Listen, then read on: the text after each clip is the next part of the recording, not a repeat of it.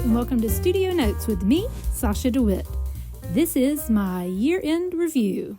Hello, everyone. I just wanted to pop on and do like a little review of my year 2023. If you do hear any weird sounds, that is the dog. She's like practically sitting on my shoulder, doing all kinds of dog maintenance, which is like licking her paws, licking her undercarriage. I don't know what else she's doing, but it's very noisy. Anyway, she's right beside me. So, yeah, I wanted to do a review of 2023 because I think the last time I spoke about myself was at the end of 2022, and I just finished my year where I'd been pivoting away from illustration, and I had a grant from DYCP to do that. And it was really interesting at that time because I had been painting that year, and I kind of secretly been painting some abstract works in like behind the scenes, but I was still mainly showing stuff that was very illustrative with my painting. So I think in November there was a Precious Postcards exhibition where I submitted like 5 postcards of little painted animals. But I was a little bit disappointed in myself when I did that because I think as soon as I did it and as soon as I saw them up on the website, I had a real kind of gut feeling that this was not actually what I wanted to show. It wasn't what I wanted to be doing. I was trying to get away from it. And I knew that the abstract work was much, much more interesting to me. But I've been so afraid to do the abstract work because, as I've said before, I still couldn't quite understand how people would connect with it, and I understood illustration and I understood ways to make money from illustration in a way that I just didn't with paintings. And I suppose there's a sort of barrier and intimidation with once you start painting, then you're thinking about galleries and you're thinking about, how do you get stuff into galleries? How do you start selling paintings?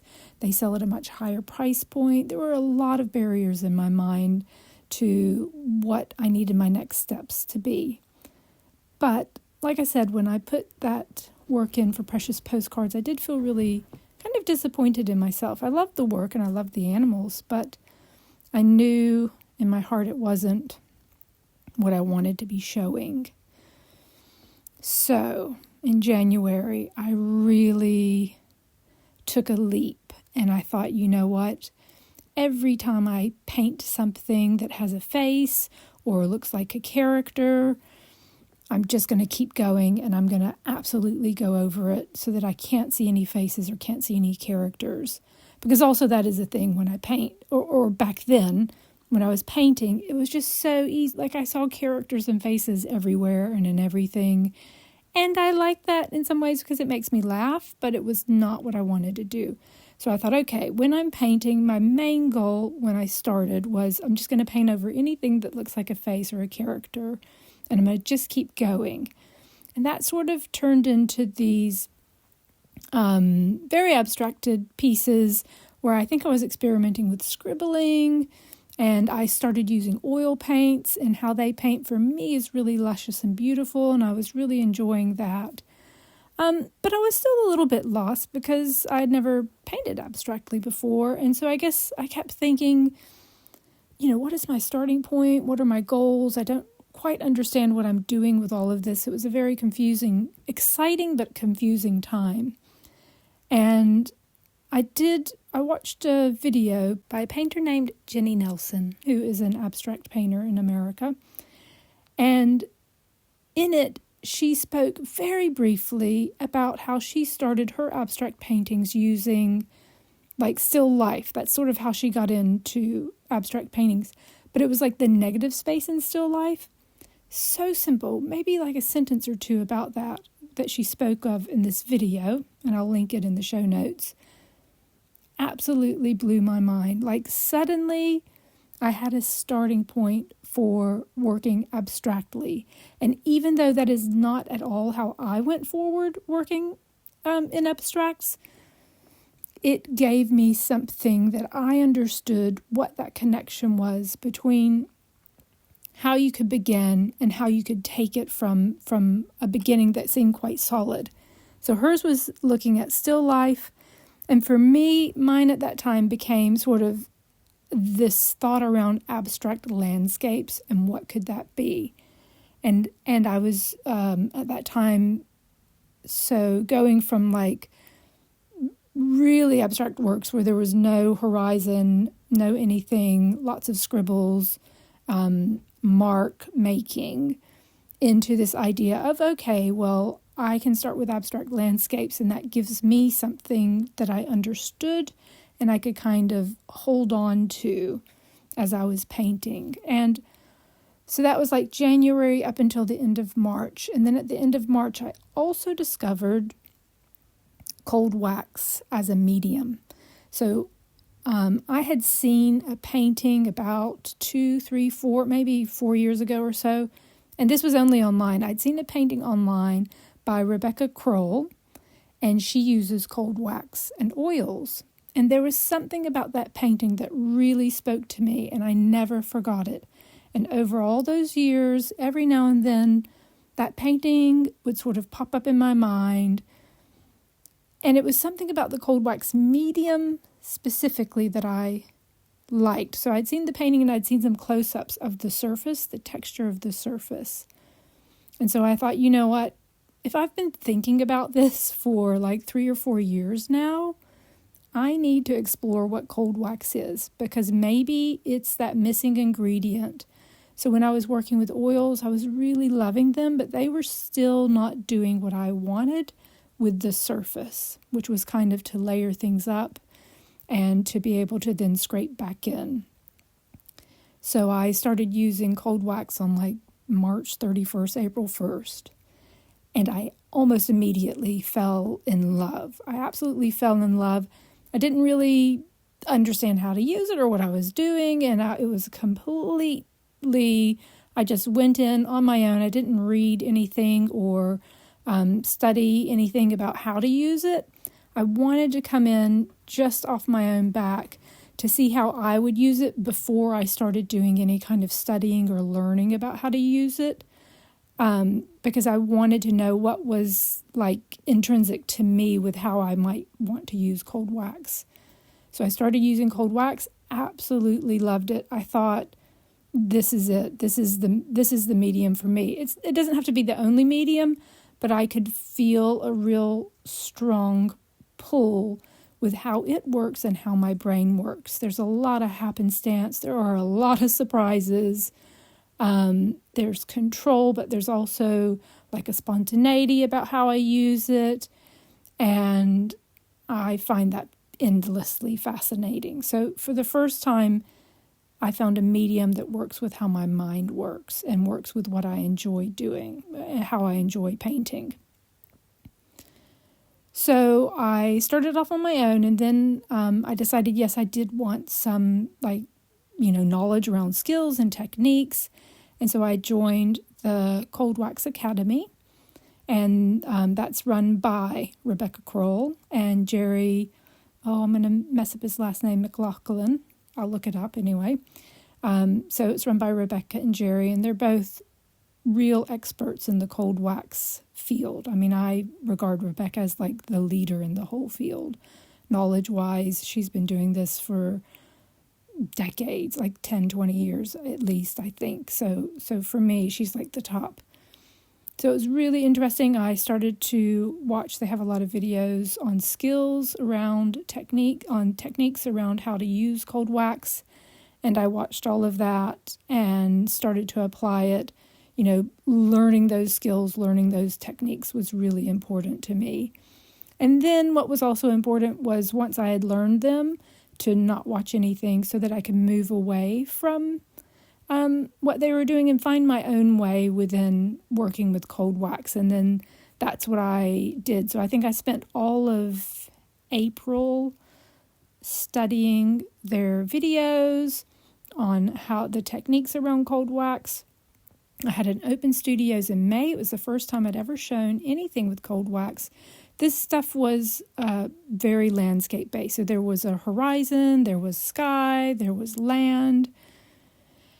And it was all on paper. And at that time, that is what I was ready to do. So I was okay with that. I knew in my heart it wasn't exactly what I wanted to do, but it's where I was in that moment.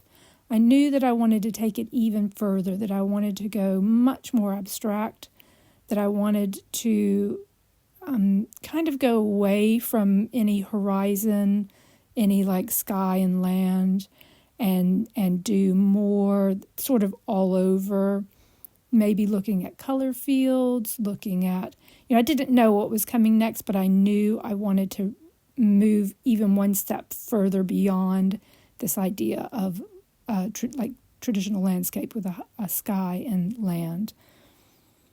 So the nice thing was I had the show in May, and I've been doing cold wax for about a month and a half, and people really engaged with it, and I loved seeing the reaction to the paintings, to the medium even, and having those discussions about what was behind it.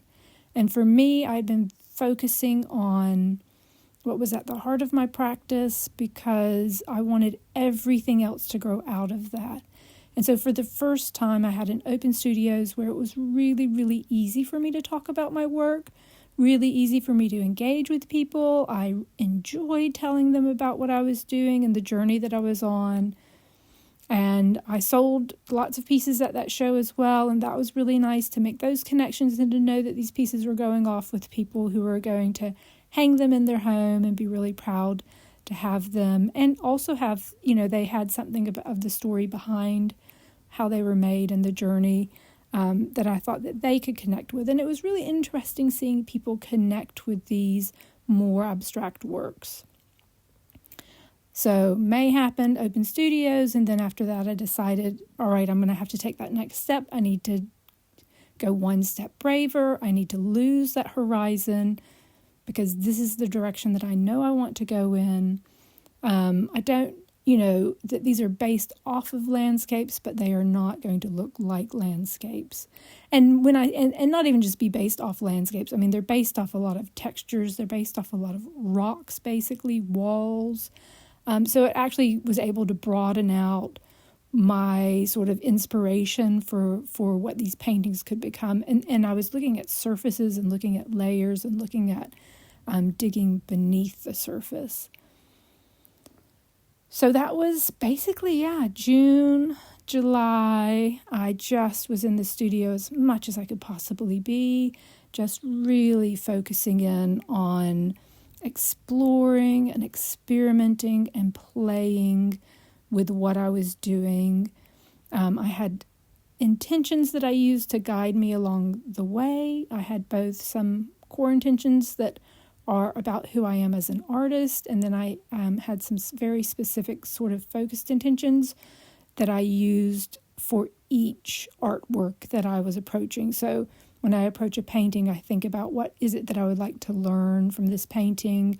What is it that I would like to do with this painting? It might be to investigate the color blue, to investigate layers. I was still so much learning, and still am so much learning techniques and skills.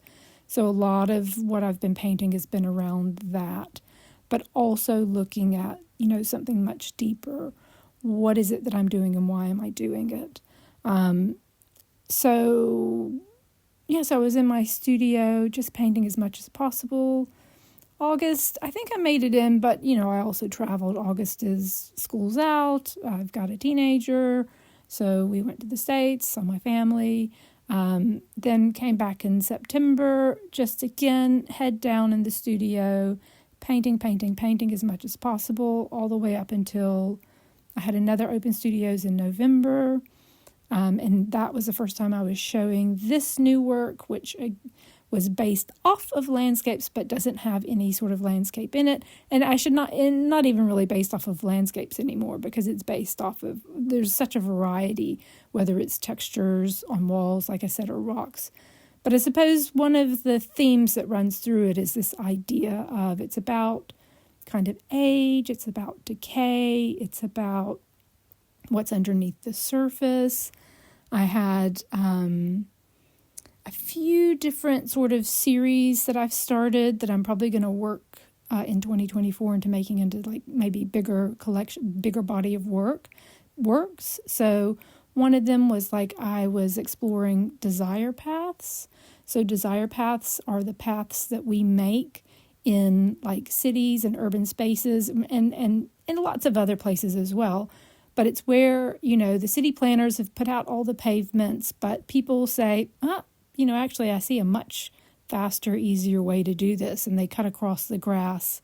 And over time, loads of people are cutting across the grass and this path becomes formed. So I loved that idea. So I did a whole series that was based around desire paths. I did another series that was about topography of the land. I have another one which is about reflection. So on that one, I'm carving through the surface to what's underneath, and it sort of looks like reflected light on water, and I really love how that looks, and I love the idea of what's behind it. It's about learning. It's about reflecting on life. It's about reflecting on, whatever it is that you want to reflect on. But that's what it's about. It's about taking that time to stop and appreciate. And maybe it's like stop and appreciate the artwork, stop and appreciate what's going on in your life. But it is about having those moments of contemplation. So that was it. Yeah, that was me up to November. And now I am absolutely moving forward with the abstract works. So I now have a better understanding of which areas I'm currently exploring. So I'm still going to explore, the topography, the desire paths, the old walls, exploring age, exploring decay, exploring texture, exploring writing as well. So some types of writing are going to come into the works. That's what I'm hoping to marry. So this sort of beautiful textured surface with this written line work. Not necessarily words, but like my own kind of writing. I think it's called asemic writing. And I'm going to research more on that. I don't know why that word went out of my head. I'm going to research more on that. And that will be showing up more in my work over the next year. So I think so that was 2023. It's been a big year. I've made the journey that I've been on has been really, feels quite huge to me. I mean, I finally have pivoted away. I feel really proud of where I am. I have pivoted away from illustration.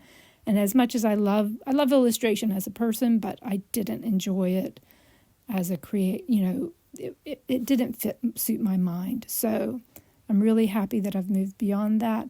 For the first time ever, I feel incredibly confident in my work. I feel like I have found what I want to do, and I can see myself doing this long term.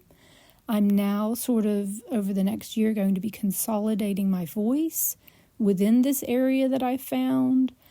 And I'm going to be hopefully creating a lot more work so that I can really start to hone in on what is my voice within all of this, because this year has been a big learning year. I put in a lot of hours. I've had some people, I guess the one thing at Open Studios was people were so surprised you only started painting this like this in April. And it was like, yes, I did only start painting like this in April, but I put in a lot of energy and a lot of hours to get to where I am. So it wasn't, just one or two or once a week. I made myself go in to my studio 4 days a week, and I was doing 5+ hours, around 5 hours a day, probably at least. And it was more, not so much the long hours, it was more the continuity of it. So managing to get myself in the studio, 4 times a week regularly was really important. It does mean that a lot of other things, a lot of the admin side of my business definitely went down, and I haven't done a great job on that side. So I'm going to be bringing that back in next year and trying to have a better balance between studio time and the admin work that needs to be done.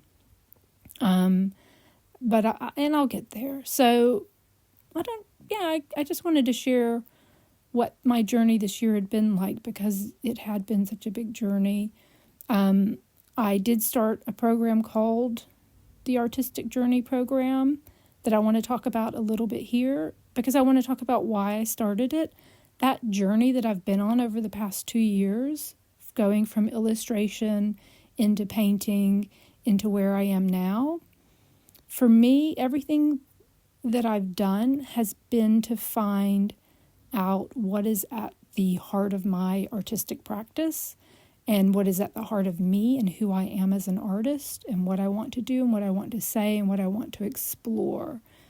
And I think that has been so important and powerful for me. And that's sort of why I started the program. I wanted, if people are sort of struggling, I feel like if we can go back to the heart of what we want our practice to be and let everything else grow out of that, it becomes so much easier. I mean, I don't enjoy marketing. I don't enjoy a lot of other things, or at least I used to not. But the more I understand what's at the heart of my practice, the easier it is for me to talk about it. And then that's what marketing is. It's just sharing what you're doing. And so for me, really understanding what's at my core has helped me grow as an artist.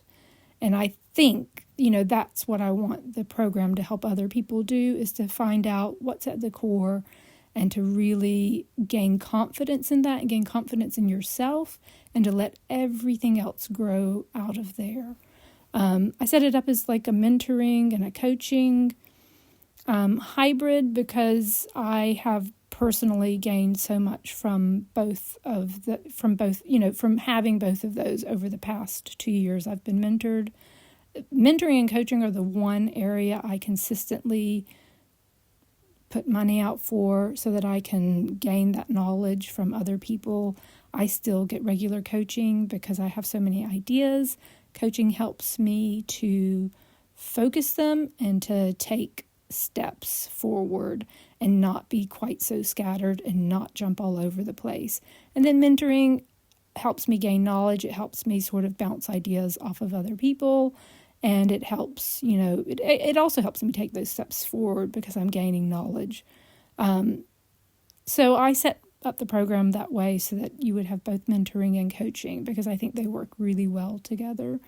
And it's also nice just to have a little artist community. The program's quite small. I think I say something like I only take 12 people on, but it's much smaller than that.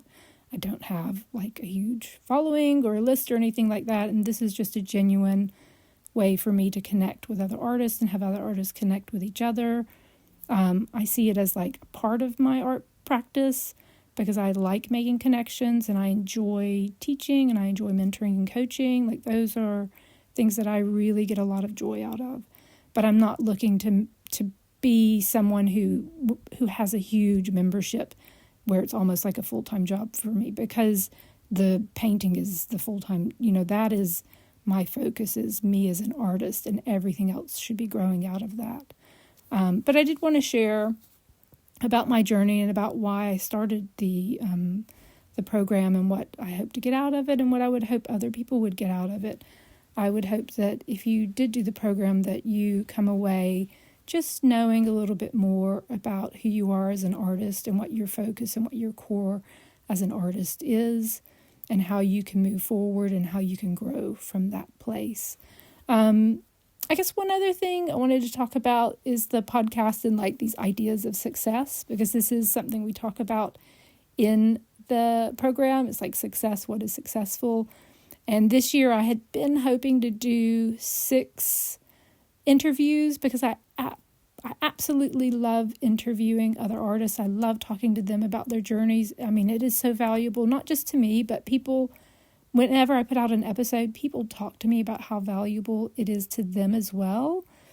And I think that, I could view this year as a failure because I did not interview 6 people. I interviewed 3 people. And there's a part of me that feels a little bit sad about that. But I know as long as I just keep doing the interviews and keep moving forward, whether it's 3 or whether it's 6, I feel successful because I'm doing what I'm set out to do, which was just to make those connections with artists and to have us be able to talk really honestly about our journeys, about the difficulties, about the things that are successful, but also about the things that are really, really hard. So it wasn't a full success. It's like half success. And I do hope to interview more people next year. But also the reason why I only did 3 is because I needed my mind space. My brain needed to be fully engaged in the learning that I had to do. And I had no room for anything else, to be honest. I just was learning so much information as quickly as I possibly could. But the nice thing I think about next year is that I am going to have more balance, because I think I'll have more brain space to balance these things out. And yes, I still feel that urge, like I need to paint, because I always am trying to, progress. And I feel like I'm always fighting against time a little bit, like I need to progress faster than I am. But I'm going to try. Maybe I need to speak to my coach about this. I need to calm down and realize, you can only paint as quickly as you paint. I am not a factory. I don't want to be a factory. I can be a little bit more balanced about these things, and I can start to focus again on making those connections and getting out there and just being with other artists, and also going to more shows. I want to go to more exhibitions. I want to meet more artists in real life. I'm even thinking, maybe I could plan something with other artists. I'd love to have an artist just walk and talk. I love to walk. Walking is a huge part of my practice. So I'd love to do something like an artist walk and talk, artists just get together. So anyways, those are some of my thoughts. That was my year in review. I hope it has been helpful. I will put some of those names that I mentioned down in the show notes. And as always, I just hope everyone's, enjoying their journey. And whether you're having a easy time or a hard time, just know that it's pretty normal. And seek out other artists, even if it's not me. Seek out other people to chat with about this stuff, because it does make it a lot less lonely, and it does make it a lot kind of supportive.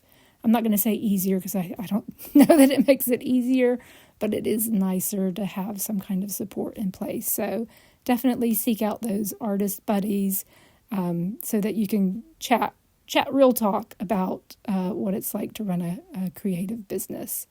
All right. Bye-bye.